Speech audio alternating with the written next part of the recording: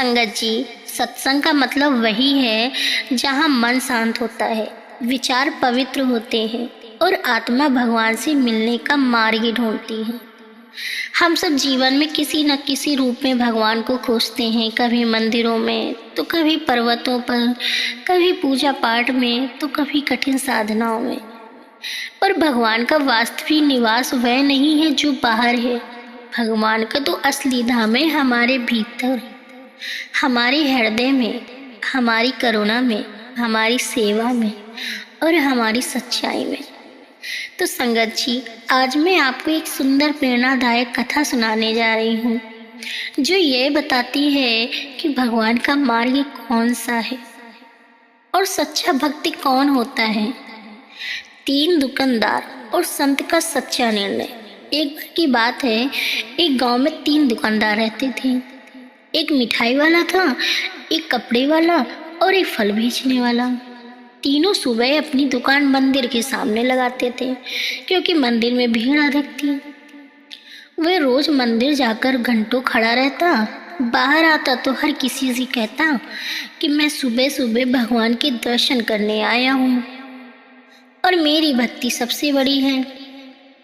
लेकिन उसकी दुकान पर क्या होता था? ग्राहकों से झुंझलाना, कम तौलना, बोली में कठोरता, पूजा अधिक पर व्यवहार कम। वह भी बड़ी श्रद्धा से आरती करता था संगत जी, फूल चढ़ाता, अगरबत्ती जलाता, मंदिर की सफाई करता। लेकिन एक कमी थी, वह दूसरों को नीचा समझता और कहता कि मेरी पूजा सबसे सच्ची, बाकी तो सब दिखावा करते हैं। उसके भीतर अहंकार की आग जलती थी। वह सरल और शांत स्वभाव का था। वह मंदिर तो नहीं जा सकता था क्योंकि उसकी दुकान छोड़ने वाला घर में कोई नहीं था, लेकिन उसका हृदय मंदिर से भी पवित्र था संगत जी। वह हर ग्राहक से प्रेम से बोलता, भगवान आपका दिन शुभ करे। किसी गरीब को देखता तो कहता कि भाई ये फल प्रसाद समझ कर ले जाओ, भगवान की दिया मैं बांट रहा हूँ।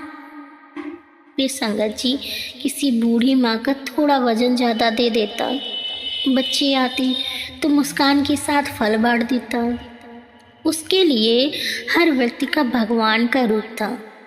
फिर एक दिन की बात है, एक गांव में एक महान संत है। उसी गांव में 3 दुकानदार उनके पास पहुंचे और बोले कि महाराज जी, ये बताइए कि हम तीनों में सबसे बड़ा भक्त कौन है। संत मुस्कुराए और बोले कि यदि भगवान मंदिरों में ही बसते तो दुनिया में भक्त बहुत होते पर अच्छे मन कम मिलते।